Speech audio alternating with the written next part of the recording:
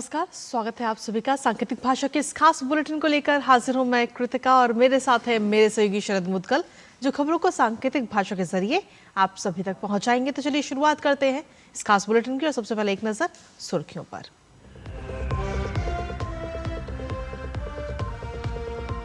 लोकसभा में anti paper leak bill पर जारी रहेगी चर्चा। गृह मंत्री पेश करेंगे जन्म और मृत्यु रजिस्ट्रीकरण संशोधन विधेयक। तो वहीं राज्यसभा में राष्ट्रीय गौरव अपमान निवारण विधेयक चर्चा के लिए सूचीबद्ध।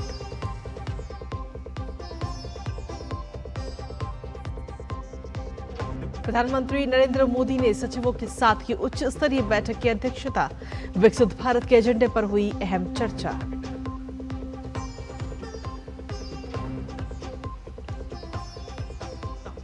ओडिशा में मूसलाधार बारिश के कारण कई क्षेत्रों में बाढ़ का कहर। छत्तीसगढ़, पूर्वी मध्य प्रदेश और विदर्भ में अगले 2 दिन मूसलाधार बारिश का रेड अलर्ट।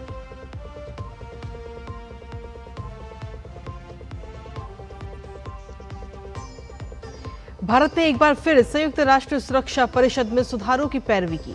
चुनिंदा देशों के संकीर्ण हितों को बताया सुधार में सबसे बड़ी बाधा।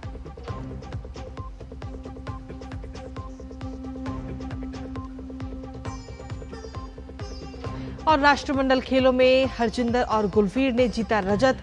पुरुष 10,000 मीटर में पदक जीतने वाले पहले भारतीय बने गुलवीर। मुक्केबाजों में 3 और पदक किए पक्के।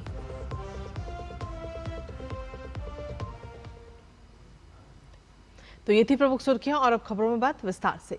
लोकसभा में लोक परीक्षा अनुचित साधन निवारण संशोधन विधेयक 2026 पर आज भी चर्चा जारी रहेगी। विधेयक पर मंगलवार को सत्ता पक्ष और विपक्ष के बीच गतिरोध समाप्त होने के बाद चर्चा की शुरुआत हुई थी।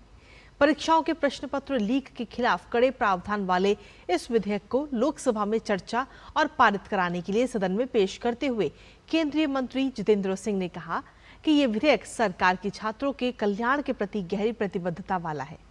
विधेयक पर चर्चा के दौरान सत्ता पक्ष और विपक्ष की ओर से अब तक कई सांसदों ने अपने विचार रखे। एंटी पेपर लीक बिल पर चर्चा के साथ ही लोकसभा की कार्यसूची में उच्चतम न्यायालय न्यायाधीश संख्या संशोधन विधेयक 2026 भी चर्चा के लिए सूचीबद्ध है। साथ ही आज गृह मंत्री जन्म और मृत्यु रजिस्ट्रीकरण संशोधन विधेयक पेश करेंगे।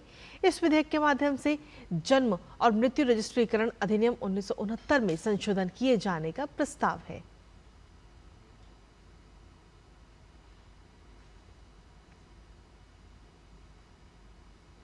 राज्यसभा की कार्यसूची में राष्ट्रीय गौरव अपमान निवारण संशोधन विधेयक 2026 विचार और पारित किए जाने के लिए सूचीबद्ध है।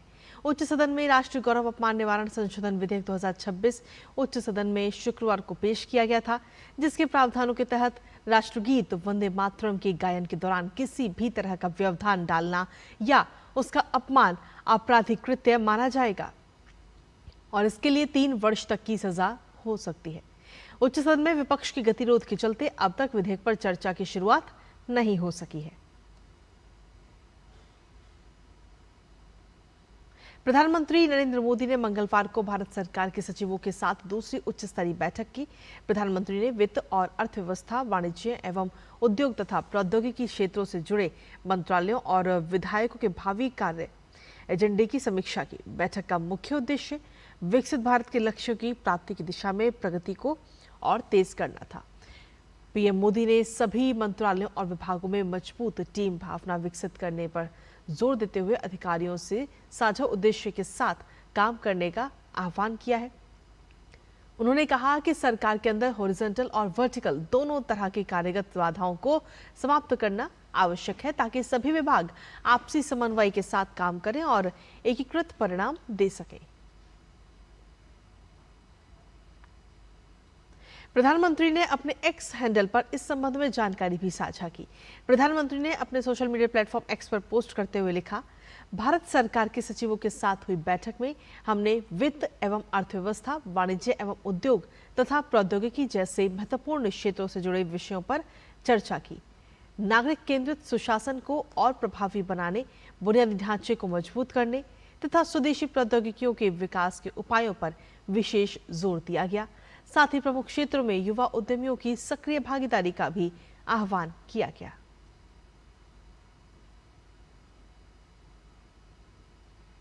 नीट यूजी 2026 पेपर लीक मामले में सीबीआई ने 13 गिरफ्तार आरोपियों के खिलाफ चार्जशीट दाखिल कर दी है।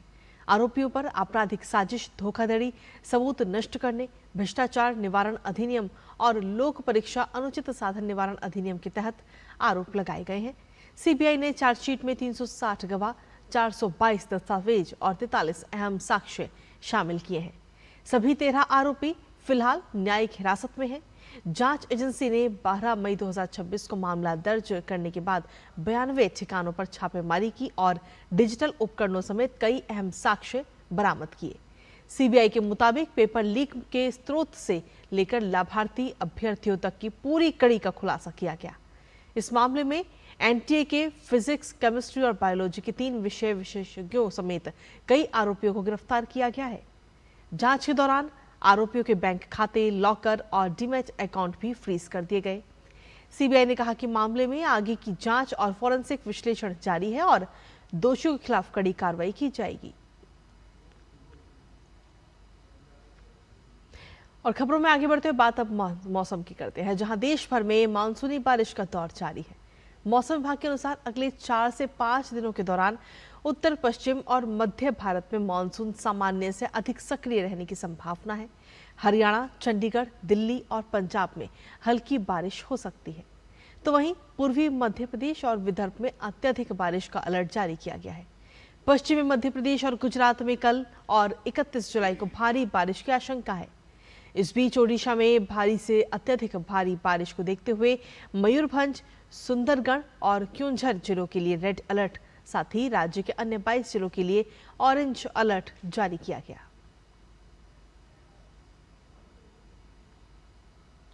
संयुक्त राष्ट्र सुरक्षा परिषद में सुधार की मांग को लेकर भारत ने एक बार फिर जोरदार पैरवी की है।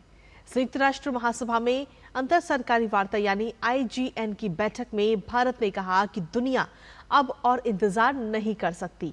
भारत ने स्पष्ट किया कि सुरक्षा परिषद को प्रभावी और समकालीन बनाने के लिए समयबद्ध टेक्स्ट बेस्ड नेगोशिएशन शुरू किए जाने चाहिए और सुधारों के तहत स्थायी और अस्थायी दोनों श्रेणियों में सदस्यता का विस्तार होना चाहिए।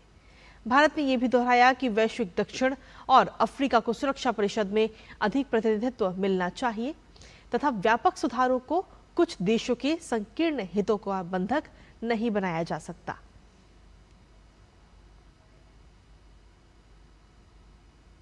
अमेरिकी राष्ट्रपति डोनाल्ड ट्रंप ने मंगलवार को व्हाइट हाउस में इजराइल के प्रधानमंत्री बेंजामिन नेतन्याहू के साथ बैठक की। ये बातचीत ऐसे समय पर हुई जब अमेरिका 2 युद्धों और उनसे जुड़े कठिन कूटनीतिक फैसलों का सामना कर रहा है। बैठक ओवल ऑफिस में बंद दरवाजों के पीछे हुई। व्हाइट हाउस की प्रेस सचिव कैरोलिन लेविट्स ने एक्स पर लिखा कि बैठक सकारात्मक और अच्छी रही। अमेरिकी राष्ट्रपति ने संकेत दिया है कि वो ईरान के साथ दोबारा बातचीत के पक्ष में है, जबकि इजराइल ईरान पर लगातार दबाव बनाए रखने की बात करता रहा है। अब बात खेलों की। भारत के कुलवीर सिंह ने राष्ट्रमंडल खेल 2026 में रजत पदक जीतकर इतिहास रच दिया। कुलवीर राष्ट्रमंडल खेल में पुरुष 10,000 मीटर दौड़ में पदक जीतने वाले पहले भारतीय एथलीट बन गए। उन्होंने 27 मिनट में 49.78 सेकंड का समय निकालकर दूसरा स्थान हासिल किया। 2022 एशियन गेम्स में 10,000 मीटर में कांस्य पदक जीत चुके कुलवीर सिंह का राष्ट्रमंडल खेलों में ये पहला पदक है।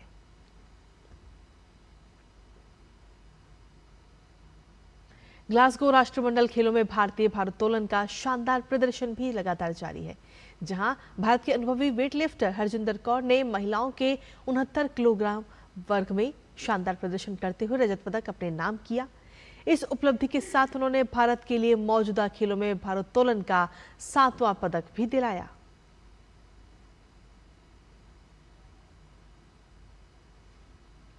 राष्ट्रमंडल खेलों में भारतीय मुक्केबाजों का भी शानदार अभियान जारी है। भारत के 3 मुक्केबाजों ने दमदार जीत के साथ सेमीफाइनल में जगह बनाकर पदक सुनिश्चित कर लिया है। महिलाओं में प्रीति पवार और प्रिया घनघास, जबकि पुरुषों में जादूमणि सिंह ने अपने अपने क्वार्टर फाइनल मुकाबले जीतकर भारत की पदक उम्मीदों को और मजबूत कर दिया।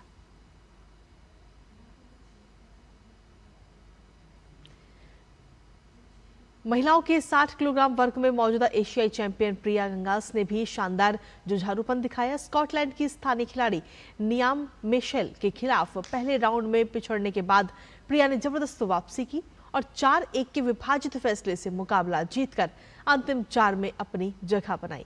अब उनकी नजरें फाइनल में पहुंचकर स्वर्ण पदक की दौड़ में बने रहने पर होंगी। और इसी के साथ सांकेतिक भाषा के इस खास बुलेटिन में मुझे सहयोगी शरद मुदगल और हमारी टीम को दीजिए अनुमति। नमस्कार।